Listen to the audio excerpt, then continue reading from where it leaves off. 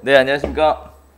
2018년 1월 마지막 날 31일 네, 부동산 별별 수다 지금부터 방송을 시작하도록 하겠습니다. 좋아요와 구독하기는 사랑입니다. 네. 자, 오늘 부동산에 관련된 이야기들을 다양하게 한번 준비해 봤는데요. 뭐 한 주 동안 참 많은 일들이 있었던 것 같습니다. 뭐 여러 가지 일들이 있었는데 오늘 크게 한 4가지 정도 꼽아서 한번 이야기 한번 해보도록 할게요. 일단은 제일 기분 좋은 얘기 중에 하나, 스마트 시티. 사실 뭐 스마트 시티라는 요새는 뭐 스마트라는 단어가 뭐 어디에도 다 붙으니까, 그죠, 소장님? 네. 네.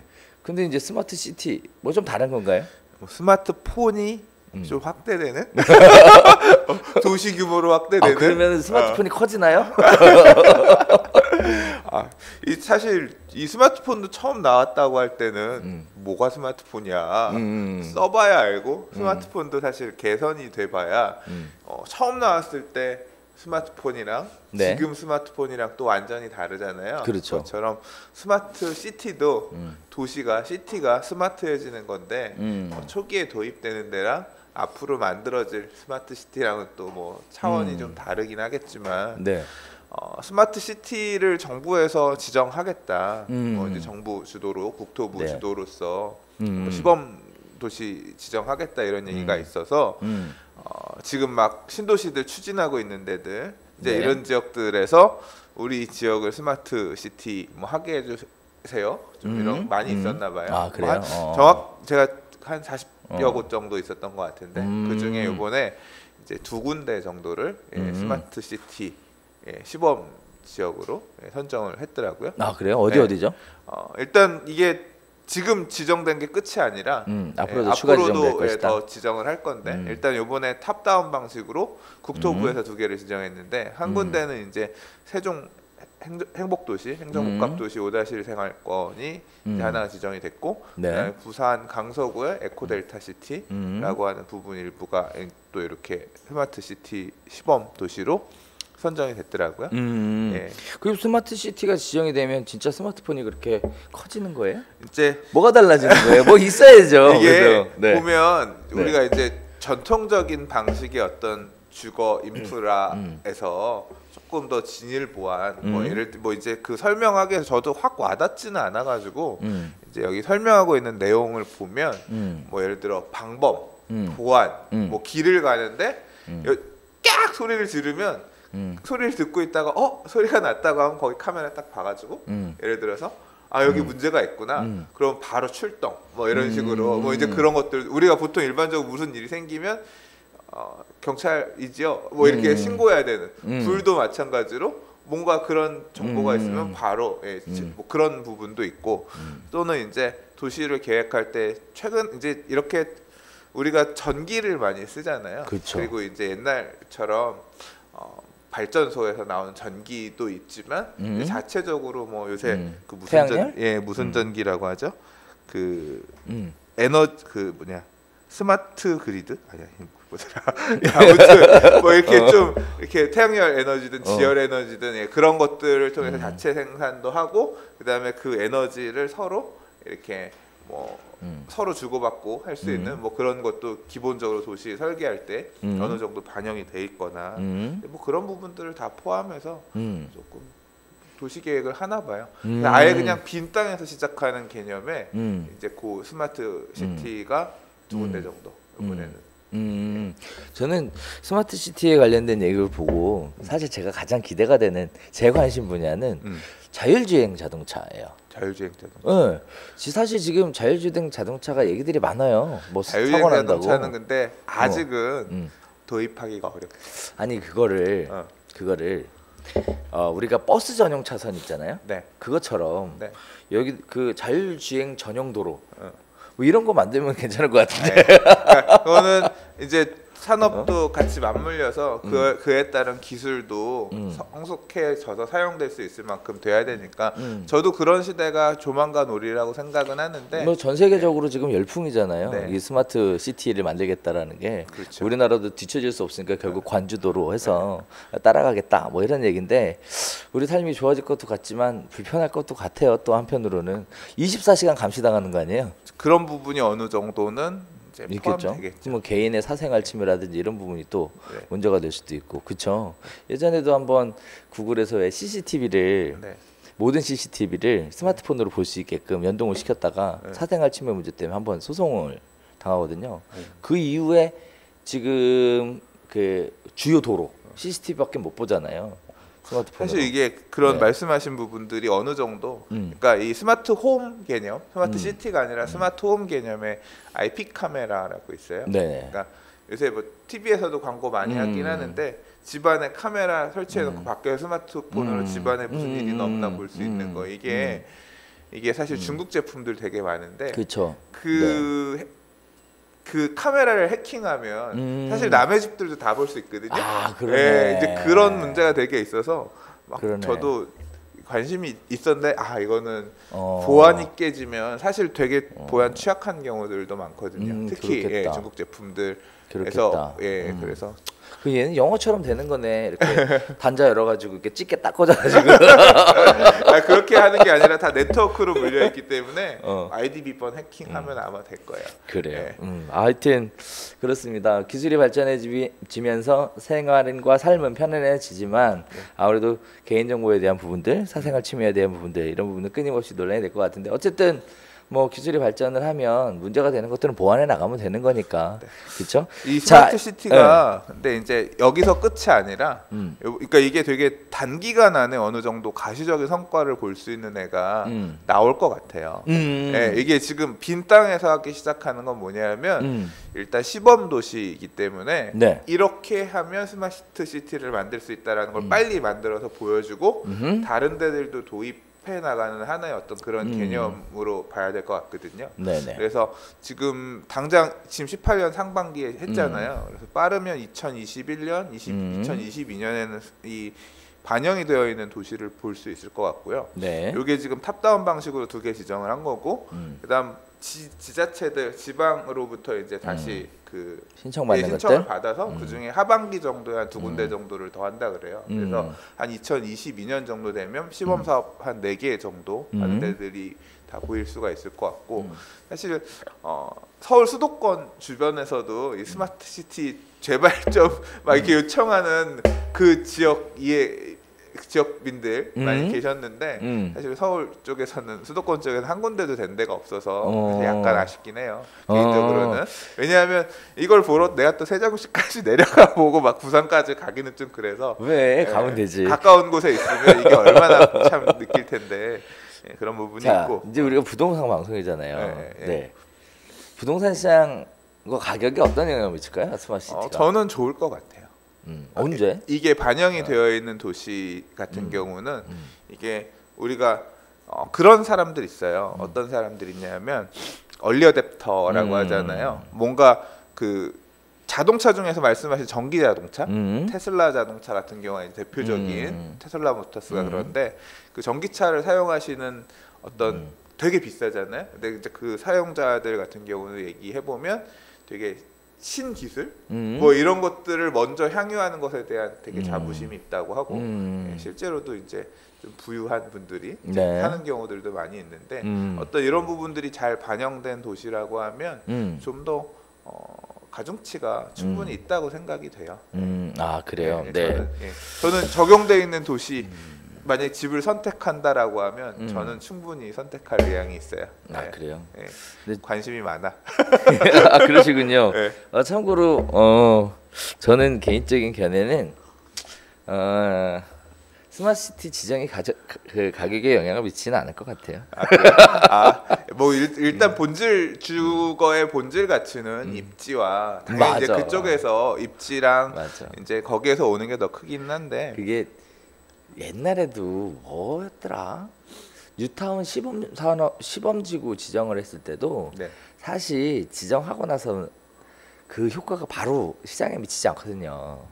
그게 언제 미치냐면 가시화되고 그거를 이제 첫 입주 물량이 나오고 살아보니까 좋더라. 와닿는 경험치들이 쌓여서 그게 세상으로 맞아요, 퍼져야 맞아요. 의미가 있다는 맞아요. 말씀이신 그래서 거죠. 네. 스마트 시티에 관련된 부분이 뭐 장기적으로는 호재이긴 하겠지만 뭐 그렇다고 이렇게 빨리빨리 움직여야 되는 건 아닌 것 같고. 저도 그런 개념으로 생각해요. 네, 어차피 그죠? 추진을 하는 과정에서 스마트 도시를 만드는 과정에서 음. 이제 경험치들이 쌓일 거고 그렇게 만들어진 그 경험치들이 다른 도시들에 적용이 되면서 이제 전체적으로 확대가 되겠죠. 실제로 그렇죠. 이번에 발표한 보도 자료에도 보면 이제 이건 시범도시 지정은 빈 말 그대로 백지에서 시작하는 데가 있다는 거고요. 그거 외에 기존에 아직 성숙하지 않은 이제 막 만들어지고 있는 혁신 도시라든가 신도시들에도 이런 부분을 좀 적용할 부분에 대해서 같이 한다 그랬고요. 그리고 이제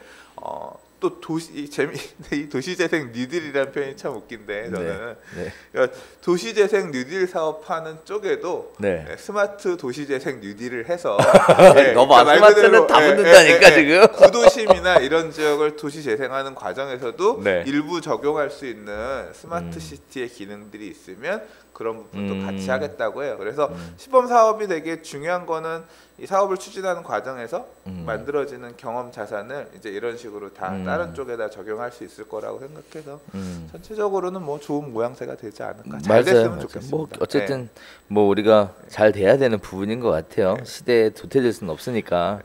근데 의미 있는 거는 세종하고 부산 지금 부동산 경기 안 좋잖아요. 세종이랑 부산은 좋지 않나요? 안 좋아요. 안 좋아요? 네. 세종은 뭐 언론에도 최근에 뉴스 보면 뭐 네. 3억에 분양받은 집이 5억이 됐네. 뭐 그래서 부동산 시장 별로 안 좋고요. 네. 그런 차원에서 세종하고 부산에 이런 것들이 지정이 됐다라는 게 나름대로 또 의미 있는 얘기인 것 같습니다. 네. 아무쪼록 사업이 잘 추진이 돼서 살기 좋은 대한민국 만들어지길 바라겠습니다. 자, 새마을운동이야? 아유 그렇게 해야지. 자, 두 번째 얘기 넘어갈까요? 네. 이제 제초안에 관련된 거 우리 지난 시간에 말씀드렸더니 뭐 어떤 분들 그런 얘기 하시더라고요. 제초안이라 아니라 부동산 거래 신고 위반이다. 저 자전거래? 자전거래. 맞다. 자전거래. 그렇죠. 죄송합니다. 초과이익 네, 그 얘기하고 제초안에 관련돼서는 다들 지켜보는 상황인 것 같아요. 뭐 근데 다들 이게 시장에 굉장한 악재로 작용할 것이다. 뭐 이렇게들 예상을 했는데 얘기한 거하고 내용하고 조금 달랐던 부분이 우리가 사실 언급을 했었죠. 언제였죠?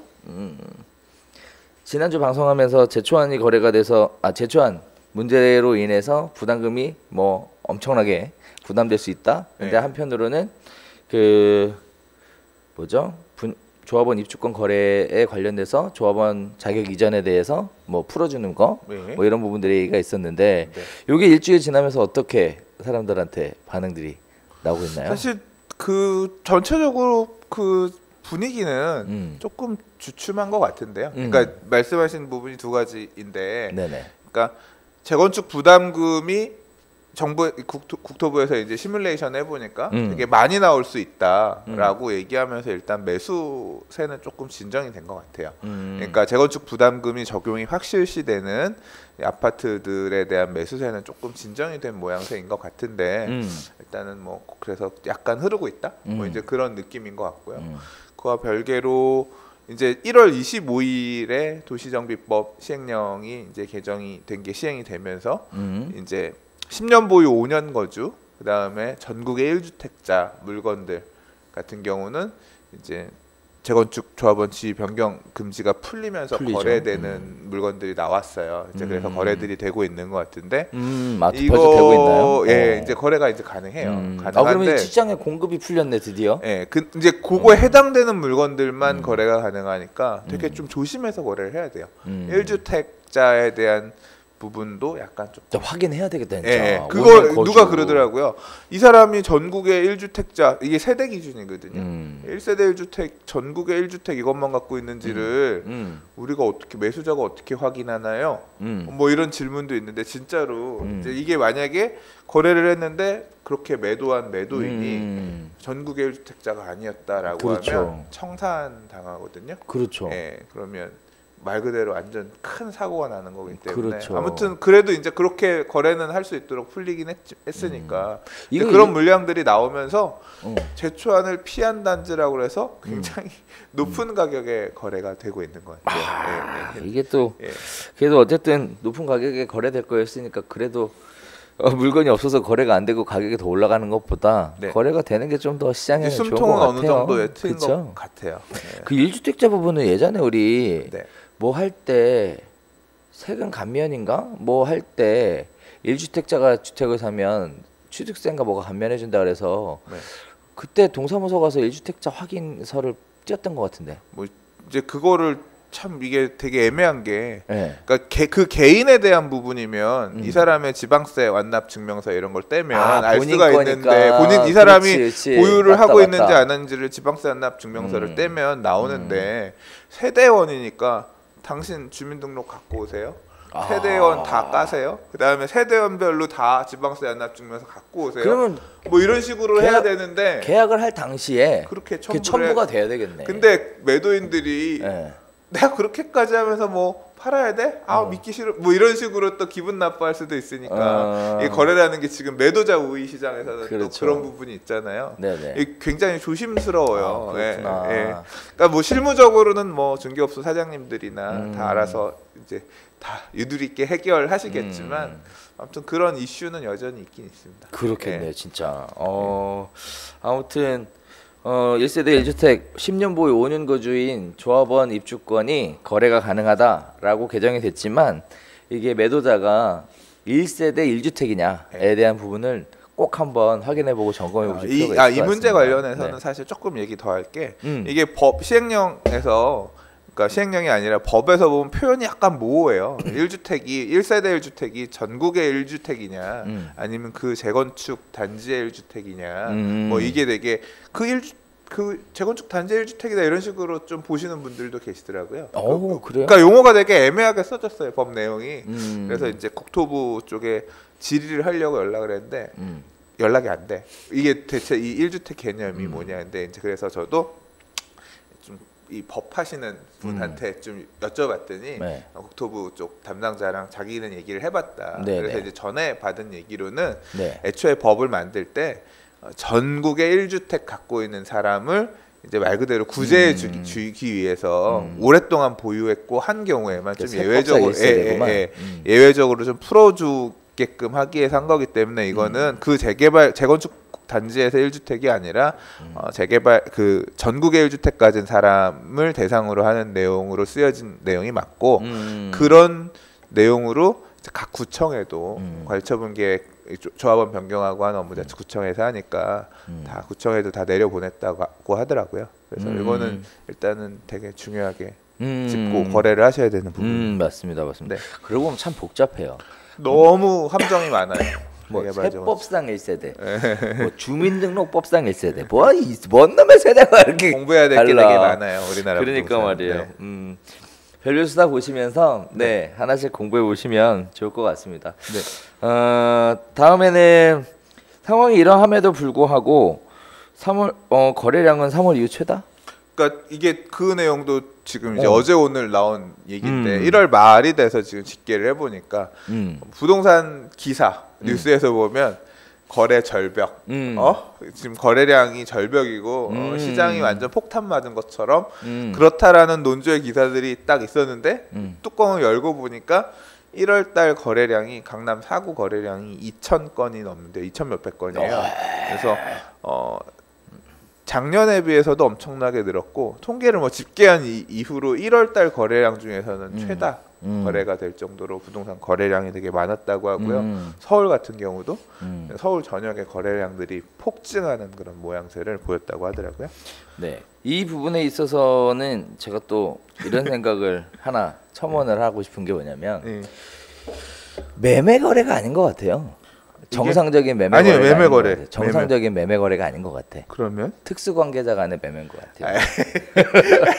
아니 뭐 아무튼 특수 관계자 간의 매매든 어떤 매매든 간에 이게 예. 또 다른 이슈가 하나 있거든. 어떤? 4월부터는 다주택자 50%잖아요. 네. 양도세율이. 네, 그거 피하기 위해서 그거 피하기 위해서 30% 이내, 3억 이내에서 뭐 증빙이 되면은 네. 뭐 그러니까 좀 할수 낮게 있잖아요. 해서 아는 사람끼리 증여 대신 네. 매매 형태로 해서 그렇죠. 했다. 매매 형태로 해서 팔고 그 사람이 그거 너무 위험한. 매도를 해서 양도세를 내는 게 훨씬 더 저렴해진다라는 이런 얘기들이 있고 그다음에 또 그것도 있어요. 그 공제 네. 증여세 공제에 관련된 부분이 증여 공제가 네. 이제 좀 줄죠. 줄죠. 네, 올해 좀 줄었죠. 맞아요. 네. 그 내년 더 줄잖아요. 네, 매년 줄어가죠. 그러니까 그래서 지금 또 한편으로 그런 이런 얘기도 되나? 뭐?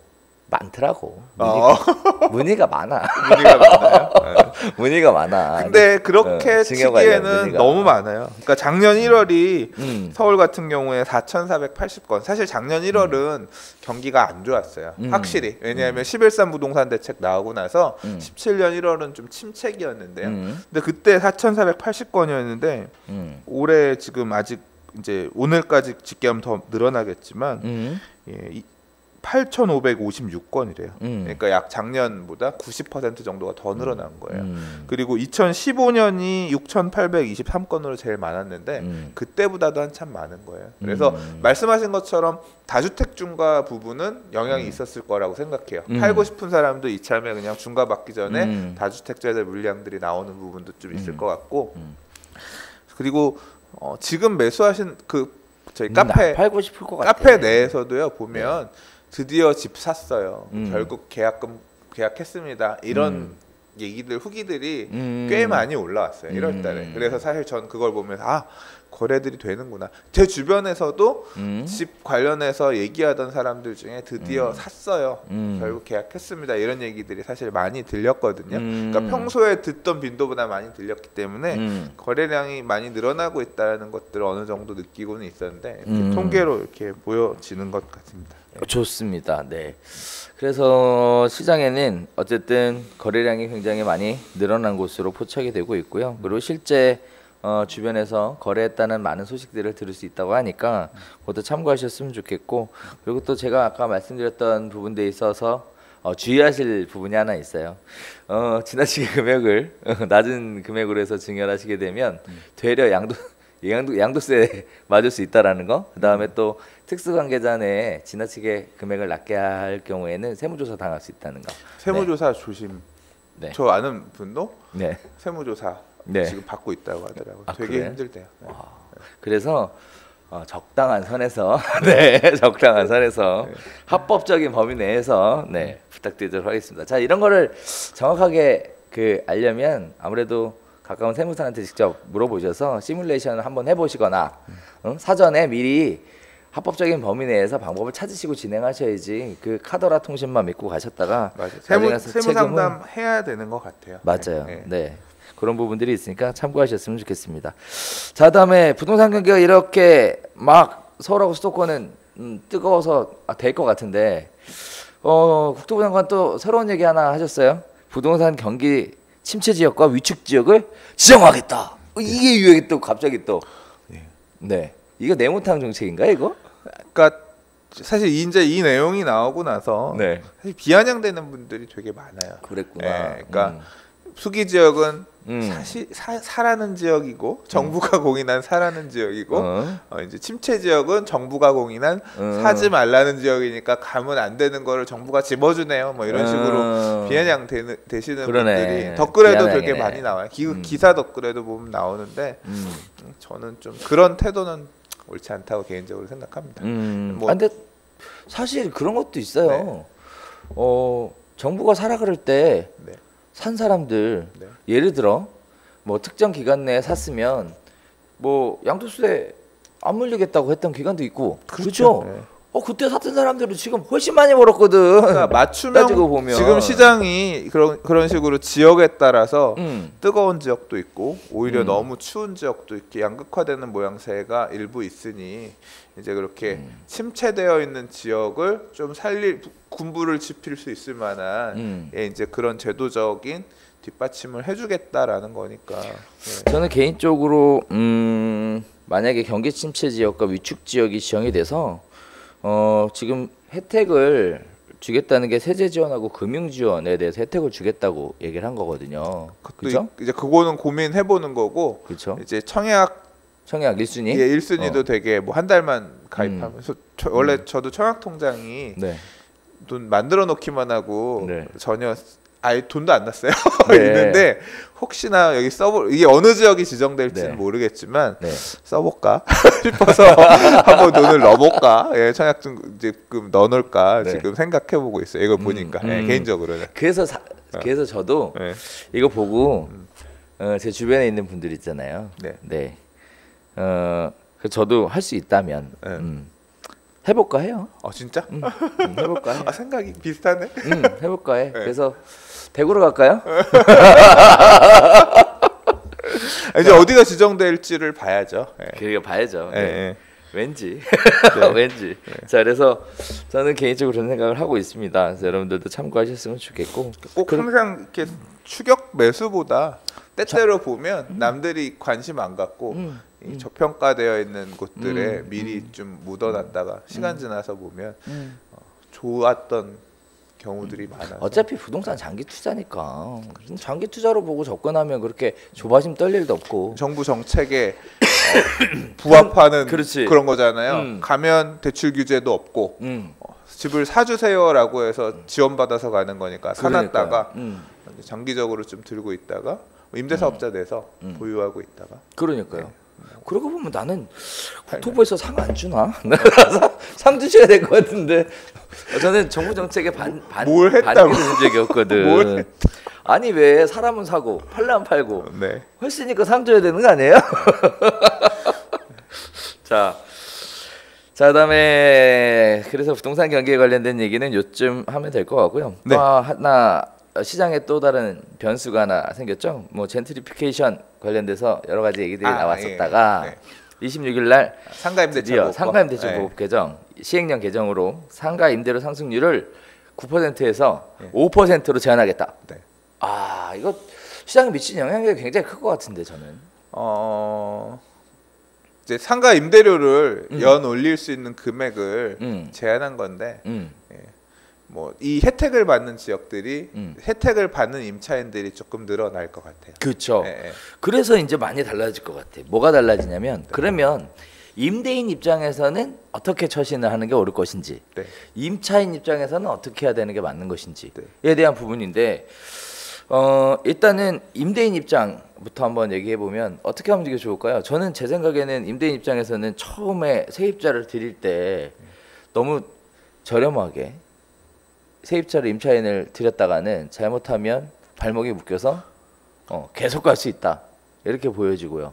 그렇다고 공실로 놔두자니 이것도 그 추가적인 금융 비용, 기회 비용에 대한 상실로 인해서 굉장히 부담이 올라가는 부분인 것 같다. 이렇게 말씀을 드릴 수 있을 것 같은데 어떻게 보세요? 근데 임대료가요. 네. 실제로 올라가긴 하는데 저는 임대료 9%라고 하는 게 그러니까 특수한 상권 말 그대로 엄청나게 성장하면서 임대료가 폭증하는 그런 상권 아니고서는 사실 실제로도 9%가 아니라 5% 이내에서 상승되는 사례들도 되게 많아요. 사실 그리고 더 많지. 예, 대부분이 대부분이지. 사실은 그렇고 그리고 그러니까 일종의 여기서 말하는 9%라는 거는 일종의 안전망 같은 개념인 거였고요. 그리고 또 이제 뭐 고가 임대차 시장 같은 경우는 이제 적용이 안 되는 사례들도 있고요. 상가 임대차 보호법에서 제한적으로만 보호되는 임차인들 있잖아요. 이제 그런 분들 같은 경우는 해당 사항이 없는 경우도 아니요, 있고. 그 범위도 많이 늘어났어요. 아 그래요? 네. 그러니까 범위도 가입할 수 있는 범위도 늘어나면서 혜택을 볼 수 있는 경우들도 많이 있긴 하죠. 그러니까. 근데 제가 이제 좀 경험을 해보면 그래요. 이게 이 상가 임대차 보호법이 뭐 저도 당사자이기도 하고 그래서 이 법에서는 그렇게 하라고 해놨지만 일종의 강행 규정으로 잡혀 있는 내용이긴 하지만 임대인은 또 임대인 나름대로 꼼수를 부릴 수가 있고 나 건물 철거할 거니까 나가라. 뭐 이런 것들 그런 거 이제 안 돼. 그 뭐죠 대전지법에서 대전고법에서 판결 난 것 때문에 안 돼요. 그래서 참고로 연락 주시면 상황에 따라 네 도와드릴 수 있는 분이 있을 것도 같습니다만 제가 바쁜 몸이라 사실 모든 분들을 다 도와드릴 수 있다라고 말씀 못 드리겠고 아무튼 그러니까 좀 실무에서는 임대인들 같은 경우에 이 내용에 따라서 5% 이내만 해야 된다고 하더라도 다양한 형태로 사실 임차인을 좀 압박할 수 있는 방법들이 임차인들이 사실 좀 불법적인 행위들을 하는 경우도 되게 많거든요. 그러니까 건물을 사용하는 과정에서 뭐 좀 위반해서 한다거나 막 그런 것들을 쪼기 시작하거나 막 하면 사실 아무튼 좀 제가 임대차 시장에서 이 관계에서 보면 딱 법에서만 얘기하고 있는 그런 내용 이상의 사실 부분들이 있어요. 부분들이 있어서 근데 다만 취지 자체는 뭐 젠트리피케이션을 좀 방지하고 이런 취지에서 이렇게 가겠다라고 하면서 되게 적극적으로 하려고 하는 모양새이니까 이게 좀 더 이런 분위기가 확대가 되면 세입자들한테는 도움이 되겠죠. 그렇죠. 네. 뭐 저는 개인적으로 이제 이번에 임차인 입장을 살펴보면 좋은 기회인 것 같아요. 뭐 어떤 부분에서 좋냐면 일단은 임대료가 너무 많이 올라서 사실 버는 수익을 전부 임대료로 갖다 바치다 보니 결국은 난 남는 게 없었다라는 게 결국 젠트리피케이션의 핵심 골자였잖아요. 그러고 임대료를 지나치게 급격하게 올리는 부분들이 그러니까 죽어있던 젠트리피케이션 문제가 발생하는 지역들은 죽어있던 상권 이제까지 그렇게 그러니까 애초에 들어갈 때 거의 상권이 살아있지 않았던 지역에 되게 저렴한 임대료가 매력적이니까 들어갔는데 상권이 살아나니까 임대료가 주인들이 이제까지 내가 못 받은 것들 지금 더 주겠다는 사람들 많으니까 그에 준해서 말 그대로 9%를 초과하는 임대료 상승을 계속 해가면서 말 그대로 이제 임대료가 급격하게 올라가는 그런 부분들이 생기니까 사실 5년 이제 5년밖에 못하는 그런 부분 있잖아요. 임차할 때 이제 그런 내용 때문에 상권을 실컷 5년 동안 장사해가면서 이 지역을 키워놨는데 가게를 키워놨는데 그렇죠. 5년 뒤에 뭐 임대료는 그냥 그럼 5% 이내에서만 올려받을 테니까 계세요. 대신 5년 후에 재계약은 없으니까 나가세요. 그러면 사실 그 지역 자리를 키워놓은 임차인들 같은 경우는 사실 이제 그 부분은 법에서 보호받을 수 없는 부분이니까 결국 나가야 되고 그럼 그렇죠, 울며 겨자 먹기로 임대인이 더 달라고 하는 걸 계속 5년 이상 영업을 하기 위해서 더 달라는 것을 수용하고 해야 되는 사례도 많이 있어요. 실무적으로 보면은 맞아요, 그런 부분도 있고, 그러니까 어떻게 보면 법은 있는데 다른 이유 때문에 이제 임대인의 요구를 들어줘야 하는 임차는 있는 게 있고, 사실 지금 제일 큰 문제는 그거예요. 뭐요? 단기적으로, 장기적으로는 모르겠어요. 장기적으로는 모르겠는데 단기적으로는 지금 제일 큰 문제가 시급이 늘어난 부분이 영업하시는 분들 입장에서는 굉장히 뭐 임대료 늘어나는 부분보다 오히려 지금 시점에서는 임차인 그 직원들 급여가 늘어나는 부분들이 자영업 하시는 분들 입장에서는 굉장히 큰 타격으로 실제로 오고 있는 것 같아요. 주변에 장사하시는 분들 보면 그래서 고용 안정 자금이라고 그런 제도가 있어요. 그래서 월 약 한 13만 원 정도 늘어난 시급만큼 국가에서 보조해 주는 제도가 있으니까 그런 거 적극적으로 이용해 보시면 괜찮지 않을까라는 그런 생각은 부분을 들어요. 통해서 그리고 이제 추구하는 방향 자체가 소득 자체를 말 그대로 저소득층의 평균 소득을 늘려서 소비도 그만큼 더 늘리게 하겠다. 뭐 이제 그런 취지. 그러니까 장기적으로는 결국은 이제 단기적으로는 조금 힘들 수 있어도 뭐 급여가 늘어나는 부분이 좀 부담스러울 수 있어도 장기적으로는 그게 다시 선순환 구조로 돌아오지 않겠냐 뭐 그런 관점에서 접근되는 거라는 건 알고 있어요. 그러니까요. 근데 실질적으로는 또 그 반대급부죠. 뭐 아파트 경비 뭐 하시는 분들 전부 다 아웃 드시고 뭐 난리가 났어요. 그러니까 되게 지금 되게 이게 올해부터 시작돼서 뭐 이제 메뉴 가격들 어쩔 수 없이 올린다. 주변에 저도 이제 소위 말하는 그 젠트리피케이션이 있는 그 상권 하에서 저도 얼마 전에 월세 저도 올려드렸거든요. 예, 뭐 5% 당연히 초과해서 올려드렸어요. 예, 근데 저도 그냥 계속 있고 해야 되고 하니까 뭐 그거 가지고 싸우고 뭐 이런 거보다는 그래서 됐는데. 강사님은 좀 많이 버니까. 아, 농담입니다. 네, 오해하실라. 네. 자, 그래서 이제 보면은 임차인들에게는 새로운 기회가 생긴 거 아닌가라고 생각을 합니다. 그래서 이 얘기를 종합해 보면 이런 얘기예요. 현재는 임대료가 저렴하지만 앞으로 뜰 것이 예상되는 상권에 들어가면, 초기 시장에 들어가면 굉장한 큰 사업의 기회를 잡을 수 있다. 이렇게 정리해 볼 수 있을 것 같아요. 그렇죠? 네. 네. 그 어디 있을까? 그런 데가? 아까 말씀드린 것처럼 네. 5년만 한다면 네. 5년 하고 나온다고 생각하면 근데 임차인들 입장에서는 꼭 5년만 하고서 장사 접는다 이런 마음으로 들어갈 수가 없기 때문에 사실 5년 이후 상관없어요. 그 대전고법에서 뭐 어떻게 판결이 났냐면은 5년이 지나도 5년이 지난다 하더라도 임차인의 권리금 회수 기회를 임대인이 방해할 수 없다라고 고법에서 판결이 났어요. 그 취지가 결국은 임차인이 권리금을 회수할 기회를 방해할 수 없다는 게 이번 개정안의 취지였기 때문에 5년이 지났다 한들 계약이 해지시킬 수 있어도 계약 해지가 돼도 임차인의 권리금은 인정받을 수 있다는 얘기거든요. 그게 이제 권리금이라고 하는 것도 네.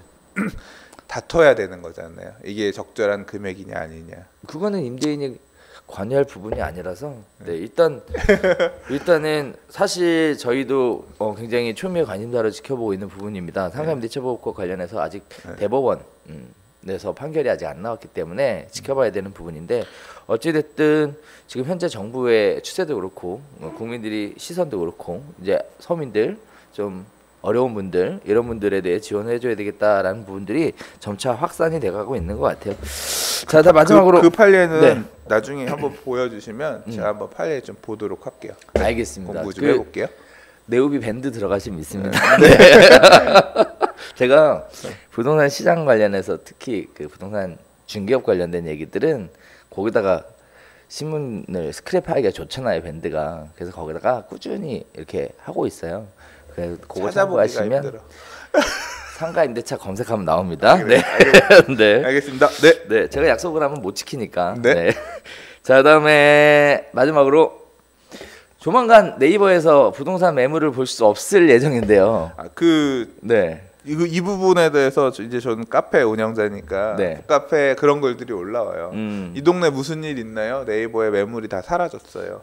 이유가 뭐지요? 라면서 지역별로 요새 그런 얘기들이 나오는 지역들이 있거든요. 맞아요. 네이버 부동산에 갔는데 매물이 거의 없다. 매물들이 실종됐나요? 그래서 이거 허위 매물들 내리고 있고 그다음에 그 거래된 물건들 거래 완료시키고 이러면서 그래서 물건이 없는 거예요라고 설명해 주시는 분들도 계시더라고요. 근데 실제로 내용은 그게 아니죠. 그게 그것도 있고 아닌 것도 있고. 네. 그래서 요거는 제가 정리를 한번 해드리도록 하겠습니다. 네. 일단 강사님 말씀하셨던 부분도 있어요. 예. 있어서 저 아시는 분 아파트 지역 같은 경우에는 그 입주자 대표 회의에서 그 허위 매물 중개업소가 허위 매물 올려놨던 것들을 싹 다 신고를 해서 싹 정리를 했대요. 네이버 1인당 신고 몇 번 할 수 있는지 아세요? 한 달에? 몰라요. 5번 할 수 있대요. 그렇군요. 네, 제가 보니까 네. 그거를 서로 이렇게 사람마다 네. 해가지고 네. 그런데 모여가지고 가격 시세보다 안 맞는 물건들 정확한 물건 아닌 것들 신고하시고 그런 분들이 계시긴 하는 것 같아요. 그러니까 네. 그래서 중개업소에서 자발적으로 내린 거예요. 네. 그게 신고가 자꾸 들어오니까 신고가 들어와서 그런 부분이 있다. 네. 그래서 더 재밌는 건 뭐냐면은 네. 그 아시는 분이 해주신 얘기가 일주일 딱 활동을 하고 네. 매물이 싹 사라지고요. 네. 약 1,500세대 되는 아파트 단지에 네. 매물이 하나래. 없다는 얘기지 진짜. 네. 그런 얘기가 있어서 네. 그런 부분 때문에 매물이 없다라고 보셨을 수도 있을 것 같고 이게 첫 번째고요. 그다음에 네. 두 번째는 부동산 중개업을 하시는 분들 사이에서 네이버에 대한 어떤 불매 운동 같은 이런 운동이 활발하게 벌어지고 있는 게 지금 현실입니다. 이런 문제가 촉발됐던 이유는 뭐냐면 네이버에서 광고 수익을 늘리기 위해 뭐 열심히 네이버에 활동하는 사람들을 어떤 뭐 더 좋은 노출이 가능하게끔 이런 제도를 만들겠다라고 얘기를 했어요. 근데 결국 그 얘기를 파고 들어가 보면 무슨 얘기냐면 네이버에 광고하는 게 한 건당 1,700원, 더 나가서 뭐 자세하게 계산을 해보면 어떻게 계약했냐에 따라 틀리지만 한 건당 2,000원 정도, 비싼 경우에는 거의 한 2만 원 정도 들어가는 거예요. 많은 분들이 이거를 이제 쉽게 생각하시는 부분도 있는데 부동산 중개하시는 분들 입장에서는 10개면 한 달에 20만 원이고요. 10개가 아니라 100개면은 200만 원인 거예요. 굉장한 부담인데 안 그래도 부담스러운데 이거를 뭐 많은 물건을 올리는 사람들이 더 활동 지수가 많이 나올 수밖에 없거든요. 그럼 결국은 광고를 더 많이 하라 라는 얘기인데 허위 매물에 대해서 단속은 잘 안 하면서 광고만 더 많이 하라고 이렇게 네이버에서 요구하는 것 자체에 불만을 강하게 품고요. 거기에 따라서 지금 네이버 불매운동, 다시 얘기하면 네이버 부동산 셧다운제를 31일부터 시작한다고 합니다. 오늘 오후 3시부터니까 일단 아마 여러분들 방송을 보실 때쯤이면 아마 시행되고 있지 않을까라고 생각이 되는데요. 그렇다고 해서 네이버 부동산에서 매물 자체를 완전히 찾아볼 수 없다, 이거는 아닌 것 같고요. 공인중개사로 중개업하시는 분들이 그 매물을 이제는 네이버 부동산에 올리는 게 아니라 그 한국공인중개사협회에서 운영하는 한방이라는 곳에 올리기로 하셨거든요. 그래서 한방에 들어가시면 어차피 매물 자체는 다 찾아보실 수가 있습니다. 그래서 서로가 상생할 수 있는 좋은 계기가 아닐까라고 생각이 돼요. 한방의 가장 큰 특징이 뭔지 아세요? 허위 매물이 없다는 거예요. 제도적으로 존재할 수 없다라는 건데, 물론 뭐 네이버보다 적을 거는 확실하고요. 뭐 완벽하게 허위 매물이 존재하지 않는다라고 얘기하기는 어렵겠죠. 왜냐하면 거래된 거를 미처 인지하지 못했을 경우도 있으니까. 근데 이제 한방 같은 경우에 특징이 뭐냐면 부동산 공인중개사들끼리 공동 중개를 하기 위해서 만들어진 망을 일정 매물에 대해 외부에 노출을 시켜서 손님들이 직접 그 매물을 볼 수 있게끔 만들어준 거래정보망이 한방이거든요. 그래서 국토교통부에서 인증한 대한민국 유일한 거래정보망 한방밖에 없습니다. 그래서 이 한방을 통해서 앞으로 지속적으로 매물을 볼 수 있다고 하니까 인터넷이나 스마트폰에 앱을 설치하시거나 인터넷으로 검색을 해보시면 부동산 매물에 관련된 정보는 한방을 통해서도 계속 확인할 수 있다는 점 이렇게 말씀드리도록 하겠고요. 그래서 매물 정보 답착하시면 여기서 보시면 될 것 같아요. 네, 여러 가지 이유에 의해서 제가 대신 설명드렸습니다. 네. 자, 제가 한방 써봤는데 네. 웹사이트 들어가서 좀 봤는데 네. 어제 보니까 매물이 너무 없던데. 한방에는 매물이 얼마 없던데. 그쵸. 그리고 느려. 좀 맞아. 개선이 돼야 돼. 투자하겠죠 이제. 제가 31일부터 오늘부터, 그러니까 네. 사실상은 내일부터일 텐데요. 네. 제가 들은 바에 의하면 한방이 공익광고로 분류가 돼서 국토교통부에 인증 마크를 달고 그리고 KBS의 방송 전파를 타는 것까지 시작을 하고요. 전체적으로 월 800회 이상 CF, 뭐 PPL 뭐 해서 광고를 대대적으로 한다고 합니다. 열심히 하시고요. 그거는 난 모르겠고요. 소비자 입장에서 쓸만한 서비스로 좀 만들어 놓고 한다고 합니다. 했으면 해요. 저는. 그 정도 투자하는데 설마 한방 개선에 투자 안 하시겠어요? 사실 불편하다고 말이 많아. 그런데 처음부터 편한 게 어딨어요. 하다 보면 좋아지는 거지. 네. 자, 일단은 뭐 사실 이 내용은 말씀 꺼낸 이유는 카페 안에서 이렇게 부동산 매물들이 네이버 부동산에 잘 안 보이는 지역들이 나오고 있다, 이런 얘기들이 저는 들리는데 뭐 협회에서도 이제 이런 식으로 한다고 해서 하니까 정작 매물 정보를 어디서 찾아야 되냐라는 답답한 어떤 질문이 있을 때 이제 이쪽에 가면 매물들을 볼 수 있을 수도 있다. 이제 그렇기 때문에 그런 정보를 알려드리는 차원에서 얘기를 꺼낸 거고요. 맞아요. 저는 네이버를 좋아하는 사람이기 때문에 저는 네이버를 좋아하는 사람이기 때문에 네, 저는 유튜브가 좋습니다. 이렇게 되지 않기를 바랍니다. 그래서 한방 네. 찾아보시고 정보는 거기서 한번 찾아보시면 도움이 될 것 같습니다. 네. 자, 오늘 준비한 내용 여기까지 하면 대충 마무리되는 것 같은데 마지막으로 정리하실 말씀 있으세요? 아니요, 따로 없습니다. 다 했죠? 네, 좋아요와 구독하기는 사랑입니다. 제가 할 말입니다. 지금 모션도 같이 해주셔야죠. 네. 자, 오늘 1월 31일 방송은 여기서 인사드리도록 하겠습니다. 오늘도 다양한 이야기와 함께 여러분들과 심도 있는 이야기 한번 나눠봤는데요. 부드럽고 편안하게 진행을 하고 어떻게 보면 부동산에 처음 관심 가지시는 분들에게 견인차 역할을 하려고 뭐 쉽게 얘기했던 부분들도 좀 있을 것 같아요. 아무쪼록 방송 함께 하시면서 여러분들에게 많은 도움이 됐으면 하는 생각으로 지금까지 진행을 하고 있습니다. 오늘 함께 해주셔서 진심으로 감사드리고요. 좋아요와 구독하기는 사랑입니다. 여기서 인사드리도록 하겠습니다. 감사합니다.